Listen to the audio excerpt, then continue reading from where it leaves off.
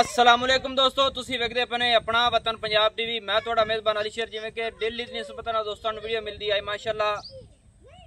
बुरे रंग दी मझ पहलन लाई उसी वीडियो ते भाई मुदस्सर साहब नाल भी गल होंदी रहंदी सी, लेकिन कुछ आन दे which time they which late हो गई है। मझ किले ते लिया के तुहाडे भरा ने बन लई। भाई इस तरीके नाल आपदे किले ते खड़ी है। जी जी बिल्कुल। कोई तुहाडे आवन च कोई प्रॉब्लम बना होवे, असीं काल ना चाहिए होवे? मैं नहीं कोई नहीं, फुल तावन किता। ये इस तरीके दी मझ दसी उस तरीके दी है। बिल्कुल होता है। हाँ जी जी जी, पूरी नस्ल जात वाली है। जो गल हुई है, जो दिखाया वही है दोस्तों। अच्छा, अज आने का मकसद की तुहाडा इत्थे?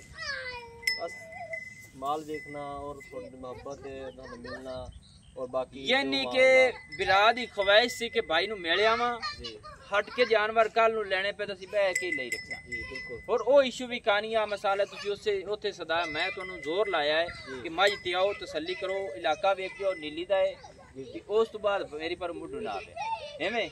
लेकिन ये शौक दा मुल को नहीं हुंदा। कैमरामैन मझ नजर उगाओ। ऐ दोस्तों मझ है माशाअल्लाह, ये पहला सुआ अगे सूई हुई है। हुण मझ को तकरीबन दुध है हाजिर टाइम 5 लीटर दुध देंदी पई। टोरे फेरे ते मझ छिड़दी है।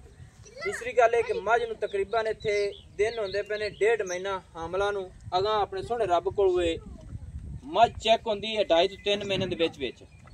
अगर सोहणे रब को अल्लाह ताला इन्हूं वक्त लावे, क्योंकि ये मेरे को तकरीबन 10-12 दिनां दी 15 दी आई हुई मझ ते इस कोई नहीं इशू किया बोलने वाला। अल्लाह की मेहरबानी नाल, अल्लाह के हुक्म नाल मझ गब्बन निकल सी और मझ दा पुट्ठा खुड्डा हर चीज़ क्वालिटी रही।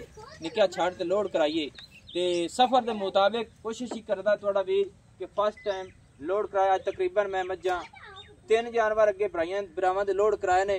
एक कट्टा खड़ा है, ये तकरीबन डसके दा एक जोटी है।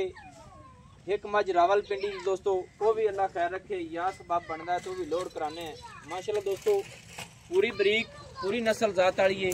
अल्लाह सोने के हुक्म दे नाल अल्लाह ताला इन्हों खैर खरीयत नाल ले जावे, ये खैर खरीयत नाल पहुँचे और अल्लाह पाक इनदे विचों मेरे भरावां नूं ज़्यादा तो ज़्यादा रिज़्क देवे माशाल्लाह।